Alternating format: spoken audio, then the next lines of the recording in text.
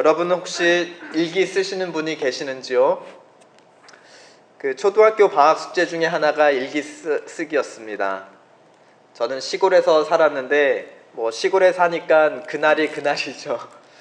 아침에 일어나 뭐 먹었다, 오후에는 누구랑 놀았다, 저녁에는 옥수수를 쪄 먹으며 온 가족과 함께 뉴스를 보았다.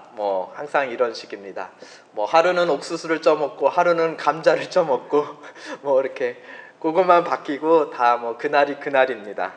그리고 이제 끝에는 나는 뉴스에 나온 나쁜 아저씨 누구를 보았다. 나는 그렇게 살지 말고 착하게 살아야겠다. 이런 일기였습니다. 이제 그러다가 가끔씩 다른 친구들은 일기를 어떻게 쓰나 이제 훔쳐보곤 하는데, 내 일기는 그날이 그날인 것 같고 재미가 없는데 남의 일기는 왜 그렇게 재밌는지 그 훔쳐보는 재미가 굉장히 쏠쏠했습니다. 오늘 우리가 읽은 본문 시편 63편은 저자 다윗이 광야에서 지내던 날 하루를 기록한 마치 그의 하루에 대한 일기와 비슷합니다. 1절로 5절부터는 하루를 여는 아침에 대한 기록을 남긴 것 같고, 6절부터 나의 침상에서 하면서는 이제 밤에 하루를 마무리하며 일기를 쓰며 하루를 닫는 그런 기록을 남길 것 같습니다. 그럼 오늘 이 아침에 우리 한번 다윗의 광야 일기를 한번 들여다보도록 하겠습니다. 1절에 아침에 눈 뜨자마자 다윗은 목이 말랐던 것 같습니다. 지금 그가 눈을 뜬 곳, 그가 사는 곳은 물이 없어 마르고 곰핍한 땅, 광야라고 하였습니다. 근데 그가 일어나자마자 물보다 먼저 갈급하여서 주섬주섬 손을 더듬으며 찾는 것이 있었으니 그것은 셀폰은 아니었습니다. 그렇죠? 그 당시에는 셀폰이 없었습니다. 우리는 일어나면 주섬주섬 셀폰을 먼저 찾지 않습니까? 저만 그런가요? 그가 이렇게 말합니다. 내가 간절히 주를 찾는다 하였습니다. 그가 가장 먼저 찾은 것은 주 하나님입니다. 이거 그냥 간절히 찾았다고 했는데 이게 아침인지 밤인지 한낮인지 우리가 어떻게 알 수 있습니까? 여기서 내가 간절히 주를 찾았다 했을 때 간절히는 문자적 의미로 가장 먼저, 그렇죠? 가장 먼저 시급하여서 먼저 찾았다 하는 것이 바로 간절이라는 의미입니다. 즉 눈뜨고 일어난 아침이 배경인 것을 우리에게 시사해 주고 있죠. 다윗이 가장 목말라 먼저 찾았던 것은, 또 간절히 찾았던 것은 다른 무엇이 아닌 주 하나님이었습니다. 2절에는 그렇게 해도 찾을 수 없는 주님에 대한 목마름을 가지고 그는 과거를 회상합니다. 그 좋았던 한때, 주님으로 풍족하여 만족하였던 그때는 언제이고 어디인가요? 그것은 성소에서 주를 바라보았을 때였습니다. 그리고 그때 그는 그곳에서 하나님의 권능과 영광을 만족스럽게 맛보았던 것입니다. 3절에서 5절 사이에 다윗은 그때를 회상하며 잠시나마 행복에 빠져듭니다. 주의 인자가 생명보다 낫다라는 것은 지금 내가 주의 인자를 좀 먹고 마시고 풍족해지면 내가 참 살만 나겠다 하는 그런 표현인 것입니다. 내 생명이 좀 살겠다 이런 표현인 것이죠. 우리가 배고파 허덕이다가 칼로리 높은 음식을 딱 먹으면 어떻습니까? 좀 살겠다 이런 말이 절로 나오지 않습니까? 지금 그러한 표현과 같이 내가 이 주님의 인자를 좀 찾기 힘든 이 성소에서 멀리 떨어진 광야에서 주님의 인자를 또 임재를 내가 조금이라도 맛보면 내 영혼이, 내 생명이 살만하겠다, 그렇게 고백하는 것입니다. 우리 뉴스를 보면 사고로 외딴 곳에 홀로 고립됐다가 극적으로 생존한 사람들의 그런 간증을 좀 듣곤 합니다. 그런 사람들 중에 공통점 중에 하나가 바로 좋았던 때를 회상하는 것이 생존하는 데 굉장히 큰 힘이 되었다는 그런 나눔입니다. 특히 가족들과 맛있는 거 먹으면서 행복했던 한때를 기억하는 것, 그때 행복한 기억이 지금 이 두렵고 절망스러운 현실을 견디게 하며 언젠가 내가 꼭 반드시 살아서 가족들과 함께 다시 그 즐거운 한때를 꼭 누리고 싶다라고 하는 그 갈급함이 그들의 생존에 큰 힘이 되었다는 것입니다. 다윗도 언젠가 그때가 되면 내가 주의 권능과 인자를 풍족하게 누리며 만족하게 되는 그때가 되면 그는 어떻게 하리라고 지금 다짐하고 있습니까? 내 입술로 주를 찬양할 것이다. 내 평생에 주를 송축하며 그의 이름으로 말미암아 내 손을 들겠다. 이렇게 다짐하고 있는 것입니다. 다윗에게 그렇게 만족스러운 때는 언제일까요? 언제 그때가 찾아올 것일까요? 6절을 보니 어느덧 밤이 찾아왔습니다. 그리고 그는 침상에 잠자리에 들게 되었습니다. 그 자리에서 그는 무엇을 하냐?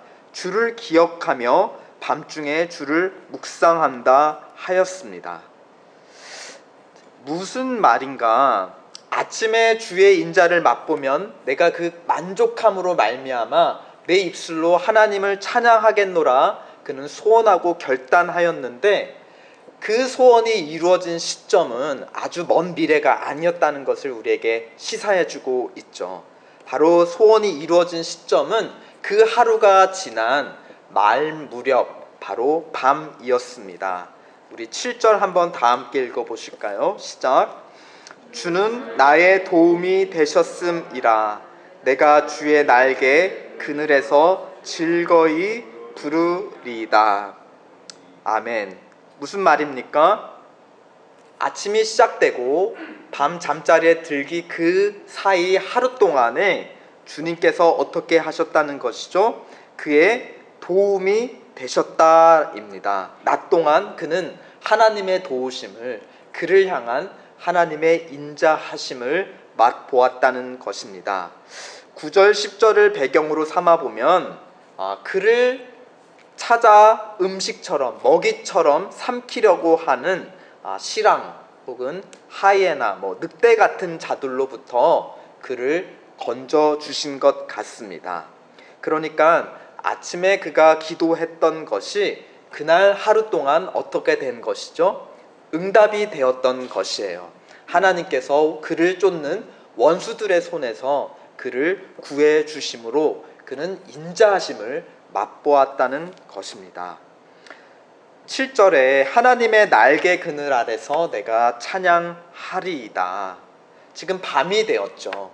어둠이 그를 덮었습니다. 그런데 그를 덮은 이 밤의 어두운 그림자는 그에게 걱정과 두려움의 의미가 아니었습니다. 오히려 그를 감추어주는, 그렇죠? 그를 찾는 원수들로부터 그를 감춰주고 숨겨주고 보호해주는 안전과 평안의 의미였던 것입니다. 마치 포근한 이불과 같이 밤의 어두운 그늘이 주의 날개 그늘 아래 있는 자가 자위에 덮여오는 그 날개 그늘과 같이 하나님이 베푸시는 인자함의 포근함이 그를 보호하고 덮으며 그 평안함 속에, 안전함 속에 그는 이제 잠들 수 있게 된 것이었습니다. 8절에는 또 하나님의 손에 붙들려 찬양한다 하였습니다. 그를 붙잡은 손은 마치, 하나님의 손은 마치 아버지의 손과 같은 것이죠. 그렇죠? 사망의 음침한 골짜기를 지나가는 그 위태로운 길을 갈 때에 아버지 같은 하나님께서 그를 꼭 붙잡고 그 옆에 붙여서 인도해 주셨다는 것입니다. 그를 붙잡은 아버지의 손은, 이러한 상황에서 그를 붙잡고 있는 아버지의 손은 억압의 의미가 아니죠. 내가 하고 싶은 대로 못하도록 나를 막아서는, 붙잡는 그런 억압의 의미가 아닙니다. 이러한 상황에서 나를 꼭 붙잡는 아버지의 오른손은 오히려 억압이 아닌 우리에게 자유를 주죠. 불안과 걱정과 두려움으로부터 우리의 마음을 자유케 하는 자유의 의미, 그것이 우리를 꼭 붙잡고 놓아주지 않는 하나님 아버지 손의 의미인 것입니다. 이 사람이 기름진 음식을 먹고 배가 부르면, 그쵸? 만족감으로부터 흥겨운 노랫소리가 절로 나오게 됩니다. 그래서 우리는 주변 사람 중에 누가 다이어트 중이다 그러면 좀 그동안은 좀 만나기를 좀 피하는 것이 지혜롭습니다. 어쩔 수 없이 만나게 되면 굉장히 지혜롭게 잘 조심을 해야 됩니다. 왜냐? 잘 먹고 만족함이 있어야 입에서 또 상대방을 향해서 좋은 말이 나올 텐데요. 사실 다이어트를 하면 이제 만족감이 굉장히 떨어지지 않습니까? 그러니까 괜히 옆에 있다가 좋은 소리 듣기가 좀 어렵습니다. 네, 그렇다고 이건 제가 지금 실제 겪고 있는 인생의 경험을 말하고 있는 것은 아닙니다. 오해하지 마십시오.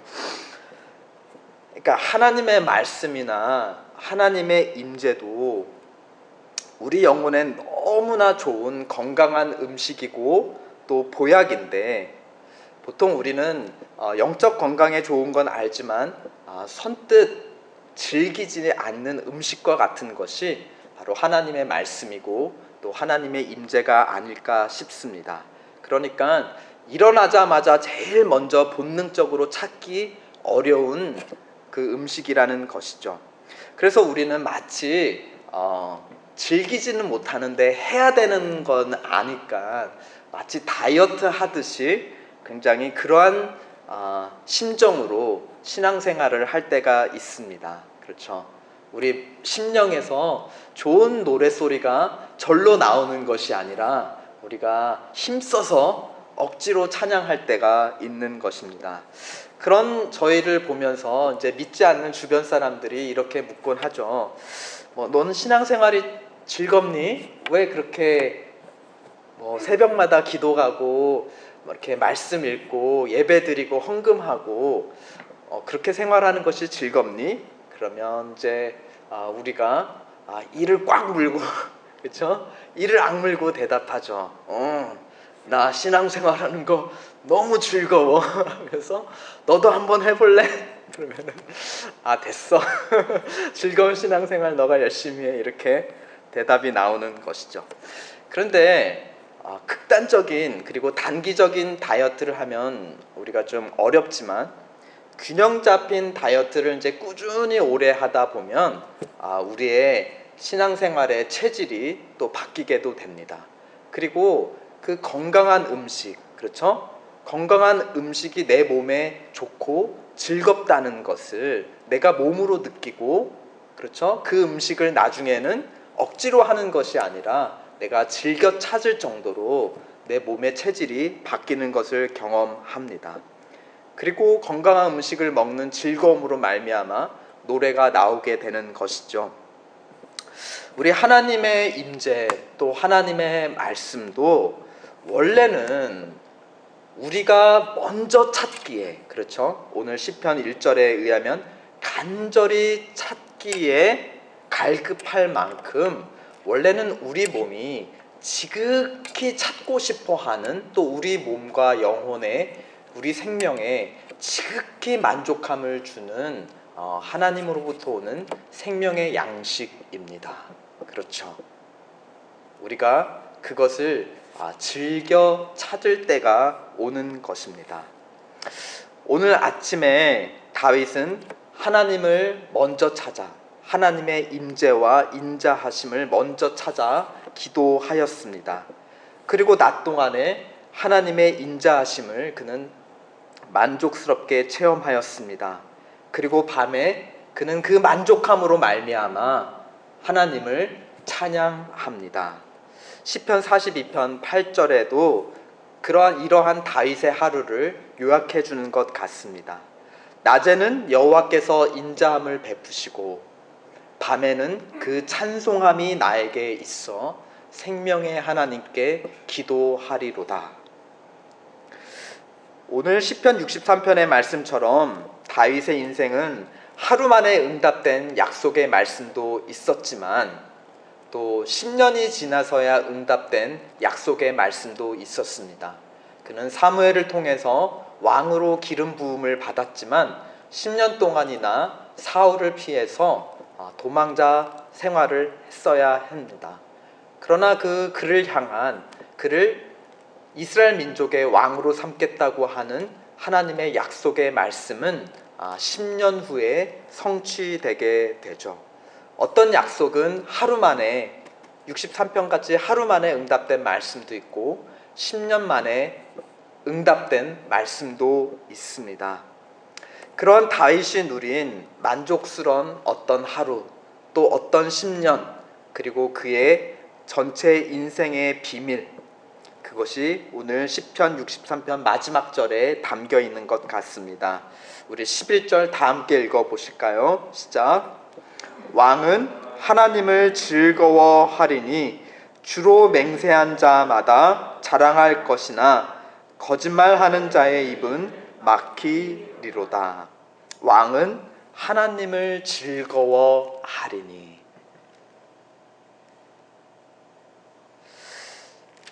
시편 1편은 복 있는 사람은 하면서 시편 전체를 엽니다. 그리고 63편 역시 시편 1편이 아우르고 있는 시편의 하나인 것이죠. 그 시편 1편에서 복 있는 사람은 하나님의 말씀을 주야로 묵상하며 그것을 먹는 자인데 어떻게 그렇게 할 수가 있느냐, 그 비밀을 이렇게 밝힙니다. 그 율법을 즐거워함으로. 그 율법을 즐거워한다는 것은 율법을 주신 하나님을 즐거워한다는 뜻이기도 합니다. 오늘 시편 마지막 절에 왕은 하나님을 즐거워한다. 다윗이 눈 뜨자마자 가장 먼저 하나님을 찾았던 것, 그리고 하루 동안 베푸신 하나님의 인자하심에 너무 만족스러워서 그를 덮는 어두움을 이불 삼아 평안히 찬양 가운데 잠자리에 들 수 있었던 그 비밀, 그의 만족스러운 하루의 비밀은 그가 하나님을 즐거워하는 자였기 때문입니다. 시편 전체가, 그리고 그에 속한 오늘 63편이 밝히는 노래 부르는 인생의 비밀, 그리고 우리 신앙의 본령이 있다면 그것은 하나님을 즐거워하고 사랑하는 것입니다. 우리 방학 숙제 일기를 쓰다 보면 이제 하다 쓸 소재가 없으니까 다른 친구 일기를 좀 훔쳐보다가 어떻게 하죠? 이제 베꼈습니다. 그렇죠. 남의 일기 뺏겼습니다. 나중에 이제 방학 끝나고 선생님이 쭉 일기들을 읽다 보면 다 비슷비슷해요. 그래서 얘네들이 방학 동안 단체 생활을 했나 싶을 정도로 너무 일기가 비슷합니다. 오늘 우리는 다윗의 어떤 하루에 대한 일기를 같이 한번 훔쳐봤습니다. 내 일기가 이렇게 성경에 기록되어서 수많은 사람들이 수많은 세월 동안 내 일기를 계속 들여다보고 훔쳐다본다면 어떤 기분일까요? 오늘 우리는 다윗의 일기를 한번 들여다보았는데요. 이 일기를 오늘 우리 마음에 베껴 써봤으면 좋겠습니다.